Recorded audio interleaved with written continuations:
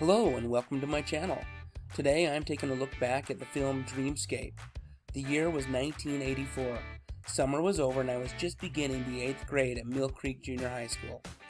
And everything just seemed awesome back then. The music was awesome, TV was awesome, and the movies, well, they were just freaking awesome.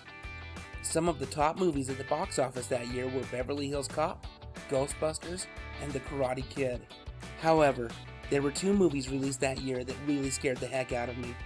Both movies were about dreams, and they had the underlying premise that if you die in your dream, then you will die in real life. That concept just freaked me out. The first of these movies is Dreamscape. Dennis Quaid stars as Alex Gardner, a young man with some psychic ability who up to this point in his life has been using that ability to help win a little money here and there through gambling. However, he's soon hit up by what he believes to be a government organization to participate in a study that hopes to be able to pair up someone with psychic abilities with someone who is experiencing some sort of trauma through their dreams, and have the psychic go into the other person's dreams to help solve the issue. Sounds pretty cool, right? He's even able to help a young boy who is being tormented in his dreams by a snake-like monster. While at this facility, Alex is introduced to another young man that is gifted with psychic ability, Tommy Ray Glatman, played by David Patrick Kelly. I've got to say that in my opinion, he was the perfect choice for this role. You might remember David Patrick Kelly from his role as Luther in the 1979 Walter Hill classic, The Warriors.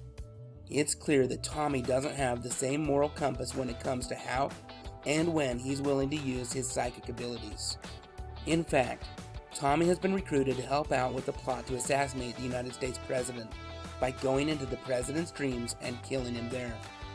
The president's dream sequences are pretty interesting to watch, as the president is trying to make his way through the nuclear wastelands that remain after a nuclear attack has finally hit the US. Luckily, Alex has also jumped into the president's dreams where he is committed to helping the president survive the night. Now, as I mentioned earlier, there were two movies released in 1984 that had the central theme around dying in your dreams. The second was Wes Craven's masterpiece, The Nightmare on Elm Street. This film, starring Robert Englund as the iconic villain Freddy Krueger, did much better at the box office than Dreamscape, which had been released just a few months earlier. Now don't get me wrong, I absolutely love the original Nightmare on Elm Street film. However, I think that Dreamscape, a political conspiracy thriller with a unique twist, is a lot of fun to watch. It's got a great cast.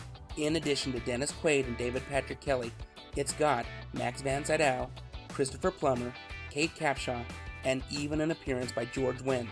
Yep, Norm from Cheers.